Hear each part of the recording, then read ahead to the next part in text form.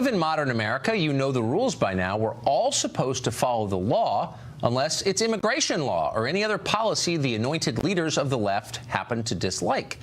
According to the Department of Homeland Security, from January 28th through February 3rd, 206 criminally charged illegal aliens were released nationwide by law enforcement, despite hold requests placed on them by ICE.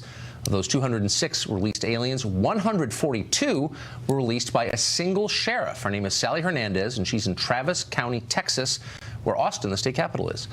The released aliens face charges that include sexual assault, robbery, and domestic violence. It's a very frustrating situation for the governor of Texas, Greg Abbott. He's trying to ban sanctuary cities right now, and he joins us in the studio. Governor, it's great to see you. You too, Tucker. So explain am I explaining this right? That the sheriff, the elected sheriff, whose job it is to uphold the law, enforce the law, is in fact ignoring the law in Travis County, Texas. Is that true? It's exactly right. It's posing great danger because she has knowingly released from jail in Travis County people who've been either convicted of or accused of serious felonies such as sexual assault of a minor. She's put right back out onto the streets. This is a dangerous practice that Texas is going to hammer down. We will not tolerate this. And so we have taken action. We're going to take even stiffer action to prohibit and ban sanctuary cities in Texas. This is Sheriff Sally Hernandez, known as Sanctuary Sally. Sanctuary Sally. What's the motivation here? Why would a sheriff want to release dangerous people back to the community? Tucker, this is a part of what you've seen sweep across the United States of America. There is a liberal agenda that wants to so-called be welcoming to those who are here illegally. And one way they do that is by not enforcing the law. She campaigned on and got elected as sheriff in Travis County this last year on the promise she would not enforce sanctuary city laws, or she would not enforce ICE detainers.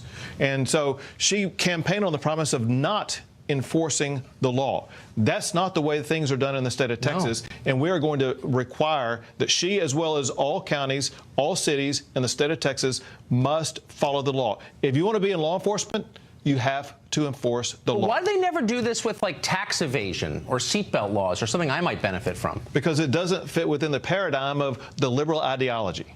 So what can you do about this? Well, one thing that I have already done unilaterally as governor of the state of Texas is I defunded Travis County from governor grants that were going to them to the tune of $1.5 million I took out of their pocket. Second is we're working on a piece of legislation that will impose criminal penalties where the sheriff herself can wind up behind bars and hence be removed from office, fines that could add up to millions of dollars per year, as well as other penalties. We're going to make it so costly, so expensive, there's no way that any city or county can take on sanctuary city policies. But there also are torts involved here. So if I give you my gun and to say, hey, here's a gun, and you go rob a liquor store and shoot someone with it, I can be sued, and certainly in civil court, for that. Why wouldn't she be personally liable for the crimes committed by the criminals she released? That is one of the proposals that has been discussed. It could wind up in this final piece of legislation where either the sheriff or the public official personally could be subject to liability, or the governmental body, whether it be the city or county, could be subject to liability for paying for those who are injured. Take the famous case of Kate Steinle. Why shouldn't Kate Steinle's family be able to sue San Francisco or the county that San Francisco was in because of the loss of their child? I believe that claim should be viable against any official or any governmental body that allows sanctuary city policies. Have you told the trial lawyers this? I mean, they're pursuing everybody because they profit from them. Why wouldn't they be in favor of this? Because of their liberal agenda. Ironically, the trial lawyers did not pick this up and view it as a new avenue to make money. And so they have not blessed it. They're not supporting it. Wow. Ironically, which shows is nothing more than, than a liberal agenda idea. Boy, nothing is more important than illegal immigration to these people. Governor, thanks a lot for joining us. Good luck with that. Thank you. Well, the Republican Party's Obamacare repeal died. Well, up next, a New York police commissioner says it's the worst crime he has seen in 28 years on the job. That commissioner will be here with details about the illegal immigrant arrested for sexually assaulting a very small child. Stay tuned. Plenty here on the dreadful rape case in Rockville, Maryland, but that's hardly the only shocking crime allegedly committed recently by an illegal immigrant. Check out this case in Long Island, New York. Tommy Vladim Alvarado Ventura is from El Salvador. He's a member of the MS-13 gang. He's been deported 4 times out of the country, each time after being arrested for a crime. That did not stop him from easily returning each time to his stomping grounds in New York, and now he's under arrest for allegedly sexually assaulting a 2-year-old and stabbing 2 women. For more information tonight, we are joined by Nassau County Police Commissioner Thomas Crumpter. Commissioner, thanks a lot for coming on. Thank you, Tucker. It's nice to be here tonight. It's obviously it's tragic, but it's also hard to believe this could have happened. The man was deported 4 times, 2,000 miles away from Nassau County. How do you think he got back? You know, it's obviously a significant problem when over a 5-year period of time, this individual was arrested multiple times and deported 4 separate occasions, that he was even here to commit this very evil act. Is this something that you've seen before?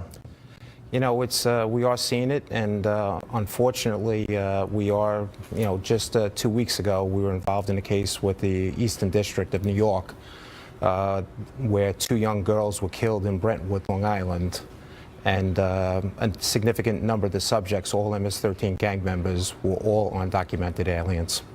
So it's not your job to enforce the borders. It's very far from your job, and you seem to be dealing with the consequences of not doing it.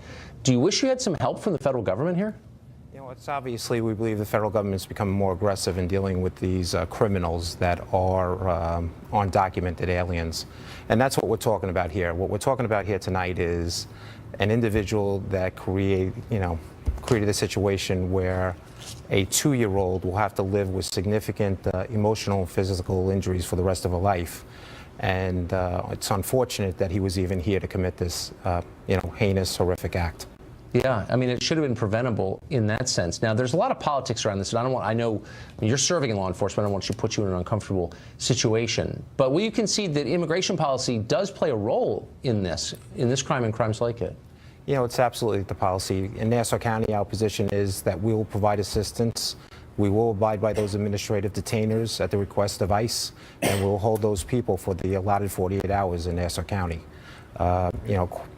That is what we're there. You know, obviously, trust is a top concern of the Nassau County Police Department, and every day we focus on improving that trust.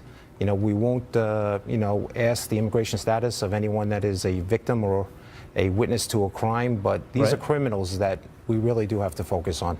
So there's a pretty large city nearby with about 8 million people right near you that doesn't have those policies. Does that make your life harder? You know, I'm not going to speak to the New York City policies. What I will tell you is, we take an oath of office that will enforce the laws of this country, and that's the rules that we play by in Nassau County. If you run for mayor of New York City, call me. I'll send you a donation. Thank you, Thank you very Commissioner. much.